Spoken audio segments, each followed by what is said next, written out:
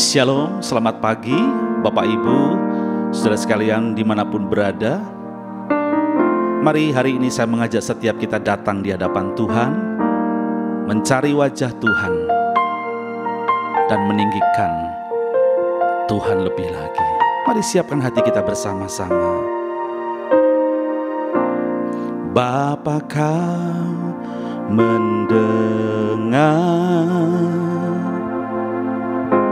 seruan hatiku, tak pernah Kau lepaskan dari kasih-Mu. Lewat lembah kelam Kau temani aku, Roh-Mu bekerja selalu untuk kebaikanku.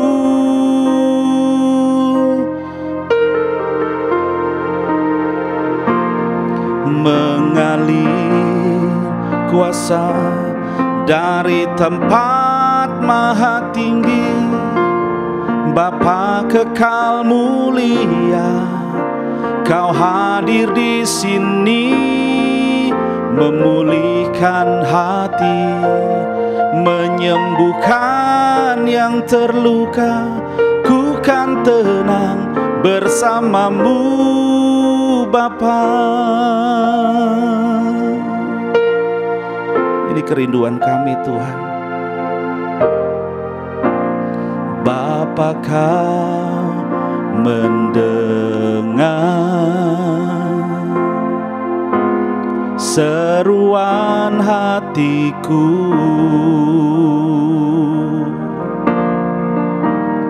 tak pernah Kau lepaskan dari kasih-Mu. Lewat lembah kelam Kau temani aku, Roh-Mu bekerja selalu untuk kebaikanku. Mengalir kuasa dari tempat maha tinggi, Bapa kekal mulia, Kau hadir di sini, memulihkan hati, menyembuhkan yang terluka. Ku kan tenang bersama-Mu, Bapa. Mengalir kuasa dari tempat maha tinggi, Bapa kekal mulia, Kau hadir di sini, memulihkan hati, menyembuhkan yang terluka. Ku kan tenang bersama-Mu, Bapa. Mengalir kuasa dari tempat maha tinggi, Bapa kekal mulia, Kau hadir di sini, memulihkan hati, menyembuhkan yang terluka. Ku kan tenang bersama-Mu, Bapa. Ku kan tenang bersama-Mu, Bapa. Ku kan tenang bersama-Mu, Bapa.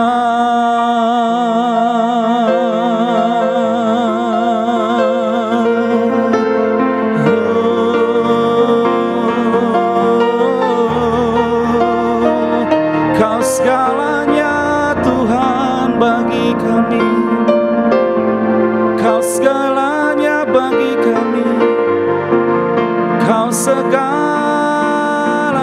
Tuhan.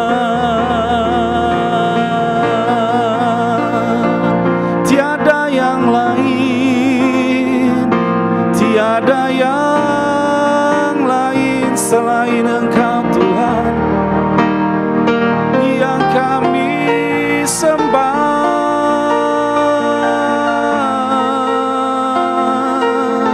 yang kami puja, yang kami sanjung hanya Engkau Tuhan. Untuk selamanya Kau Allahku, Kau Tuhanku. Untuk selamanya, untuk selamanya kami sembah Engkau, kami tinggikan Engkau Tuhan.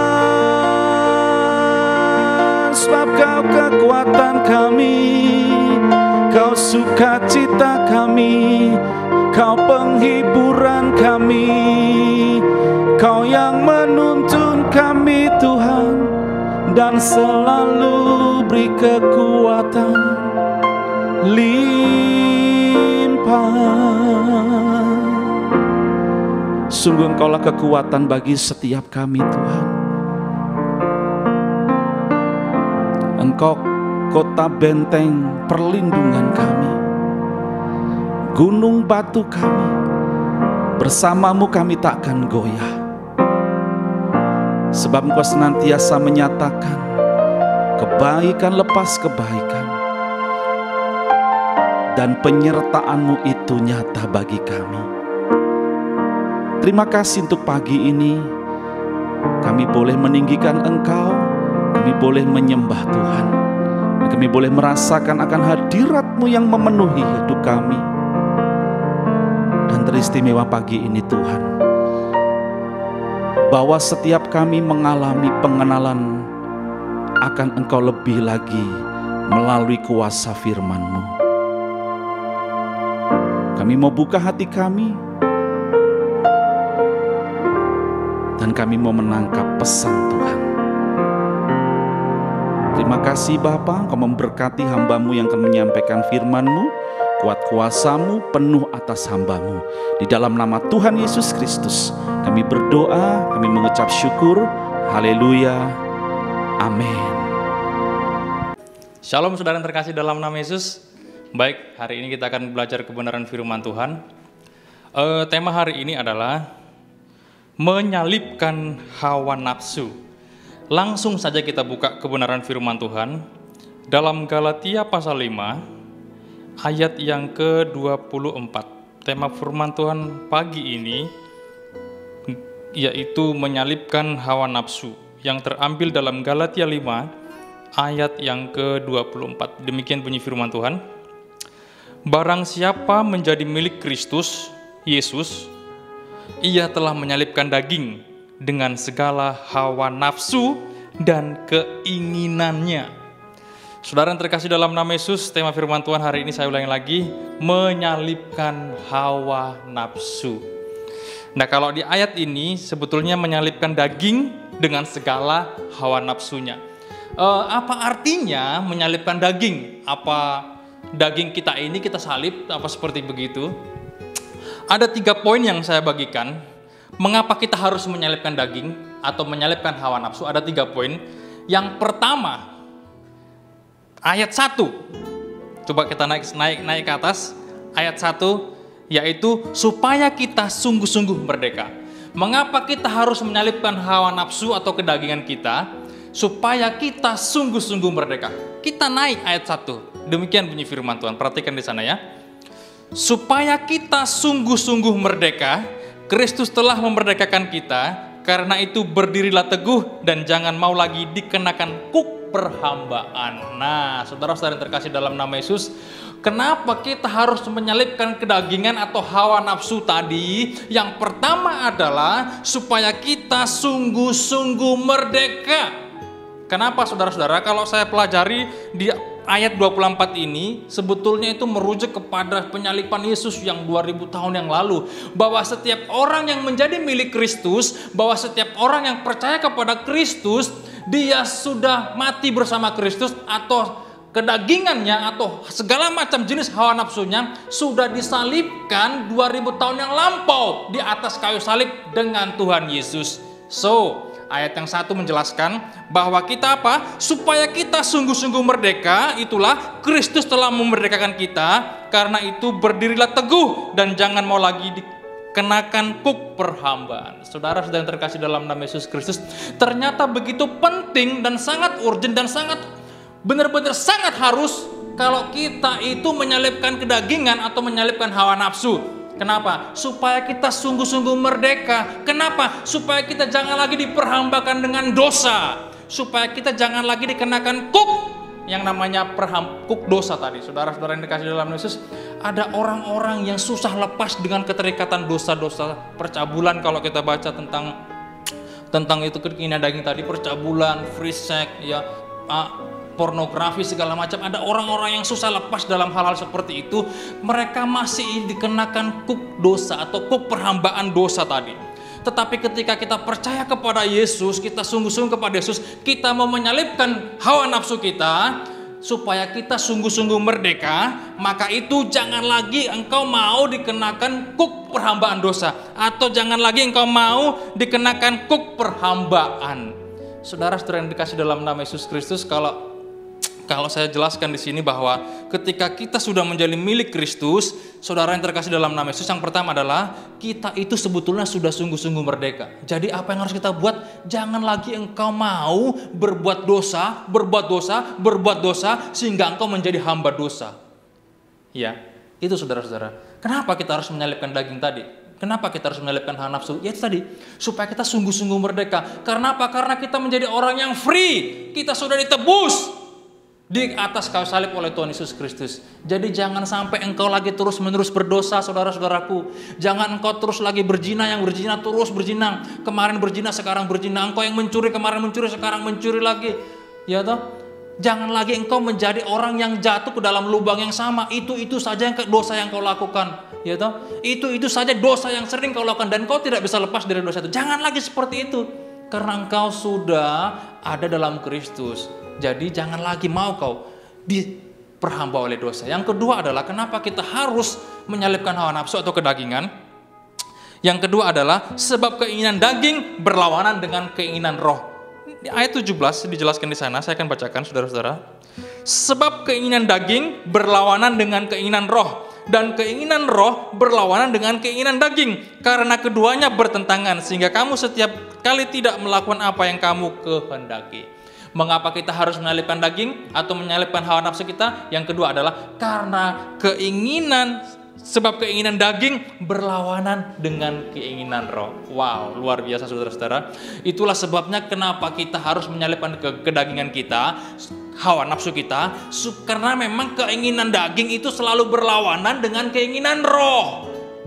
Apa itu keinginan daging? Jelas di sana dikatakan keinginan daging, ayat yang keinginan daging adalah percabulan, kecemaran, hawa nafsu, penyembahan berhala, sihir, perseteruan, perselisihan, iri hati, amarah, kepentingan diri sendiri, percederaan roh, pemecah, kedengkian, kemabukan, pesta pora dan sebagainya. Itu adalah keinginan daging. Selalu itu bertentangan dengan keinginan roh. Nah, kalau kita mau menyalibkan diri kita, kedagingan kita maksud saya, atau hawa nafsu kita maksud saya, supaya kita jangan lagi terjerumus dalam perbuatan keinginan daging. Karena keinginan daging selalu berlawanan dengan keinginan roh. Tidak pernah satu, tidak pernah menyatu, selalu kontras, selalu bertentangan. Karena keinginan daging selalu mengarah ke perbuatan dosa, selalu mengarah membuat kita menjadi hamba dosa. Tetapi keinginan roh supaya kita dapat dipimpinnya oleh roh tadi itu. Supaya apa? Supaya kita jangan lagi terjerat dalam hamba dosa atau kuk perhambaan dosa tadi. Saudara-saudara yang terkasih dalam nama Yesus, yang ketiga saudara-saudara, mengapa kita harus menyalibkan daging? Agar hidup kita dipimpin oleh roh. Ayat yang ke-25. Jikalau kita hidup oleh roh, baiklah hidup kita juga dipimpin oleh roh. Nah, saudara-saudara yang terkasih, ketika kita mau menyalibkan daging, kita harus mau dipimpin oleh roh. Pak, bagaimana Pak caranya dipimpin oleh roh? Ya jangan lakukan perbuatan yang bertentangan dengan perbuatan roh. Jangan lakukan perbuatan keinginan daging tadi. Itu loh saudara-saudara. Ketika kita bertanya, Pak, bagaimana caranya supaya saya dapat dipimpin oleh roh? Ya jangan lakukan perbuatan yang bertentangan dengan keinginan roh. Ya, jangan lakukan lagi perbuatan yang mengarah ke perbuatan daging, tetapi lakukanlah yang mengarah ke perbuatan roh. Perbuatan roh apa tadi di sana jelaskan ayat 22? Kasih, sukacita, damai sejahtera, kesabaran, kemurahan, kebaikan, kesetiaan, kelemah lembutan, penguasaan diri. Tidak ada hukum yang menentang hal-hal ini. Itu saudara. Bagaimana Pak supaya kita dipimpin oleh roh? Ya itu tadi, selalu mengarah kepada kasih. Hidupnya itu ada kasih gitu loh. Orang yang menjadi milik Kristus, yang menyalibkan kedagingannya, yang menyalibkan hawa nafsunya, hidupnya itu ada kasih, ada sukacita, ya toh. Ada apa tadi sana? Ada damai sejahtera, ada kesabaran, ada kemurahan, ada kebaikan, ada kesetiaan. Orangnya setia gitu loh. Orang yang hidup dipimpin roh Allah itu seperti itu. Dia setia, dia punya kasih, dia lemah lembut, nggak kasar, nggak garang, nggak beringasan, tapi dia lemah lembut, ya toh. Tidak ada penguasaan diri, ya toh. Jadi kalau orang yang tidak mempunyai penguasaan diri, cenderungnya dia akan mengarah ke perbuatan daging, ya toh. Selalu arahnya kepada perbuatan daging ketika orang tadi tidak mau menguasai diri. Tetapi kalau kita mau dipimpin oleh roh, kita akan dapatkan itu. Kasih, kelemah lembutan, sukacita, damai sejahtera, penguasaan diri, kita akan dapatkan itu. Sehingga apa? Ketika kita menyalibkan daging, kita tidak lagi diperhamba oleh dosa, karena keinginan daging selalu berlawan dengan keinginan roh. Dan yang ketiga, kita hidup dipimpin oleh roh. Hidup kita ada sukacita, meskipun dagangan laku tidak laku, meskipun keadaan sulit apapun, tapi tetap ada sukacita. Itu loh bedanya. Karena kita sudah tahu hidup kita kemana nanti. Ada kelemah lembutan, ada damai sejahtera, ya toh. Orangnya memiliki penguasaan diri. Nah, saudara-saudara terkasih dalam nama Yesus Kristus, kembali lagi, menyalibkan kedagingan atau hawa nafsu, kita jangan sampai menjadi hamba dosa. Jangan sampai kita seperti orang-orang yang tidak mengenal Tuhan, hidupnya sembarangan, gak jelas gimana, selalu berbuat dosa, kemana dia pergi, kemana dia melangkah, selalu berbuat dosa. Saudara-saudara yang terkasih dalam nama Yesus, jangan lagi kita pergunakan HP kita nonton film porno, konten-konten yang tidak baik. Anda lihat seperti begitu, terus Anda nikmati, ya Anda ada dalam hamba dosa tadi. Kita yang udah percaya jangan lagi pakai seperti itu. Yang lalu biarlah berlalu, karena kita sudah beda. Seperti Rasul Paulus katakan, hidup yang sekarang ini bukan aku lagi yang hidup, tetapi Kristus yang hidup, yang ada dalam diriku. Itulah sebabnya saudara-saudara yang terkasih, sangat penting kita sebagai orang Kristen menyalibkan kedagingan kita, menyalibkan hawa nafsu kita, supaya kita punya kasih, supaya kita punya sukacita, supaya kita punya damai sejahtera, supaya kita punya kelemah lembutan, supaya kita punya penguasaan diri. Tapi kalau kita tidak punya yang namanya mau menyalibkan daging, kita akan terjerumus kepada percabulan, perjinahan, yaitu sihir, pesta pora, mabuk, pemecah belah, seperti itu. Tetapi ketika menyalibkan daging, kita mau terjun dalam kehidupan yang dipimpin oleh roh, Tuhan dipermuliakan dari kehidupan kita. Tuhan Yesus memberkati. Kami bersyukur pagi hari ini Tuhan buat firman-Mu yang singkat ini. Seberapapun kami dapat mengerti kebenaran firman-Mu, Roh Kudus sendiri yang menerjemahkannya kepada kami pribadi lepas pribadi. Sehingga kami menjadi orang-orang menjadi pelaku firman-Mu, tidak mudah terjerumus kepada keinginan daging, tetapi kami mudah diarahkan, dipimpin oleh keinginan roh. Terima kasih Tuhan. Tuhan Yesus berkati kami semua dalam nama Yesus. Amin.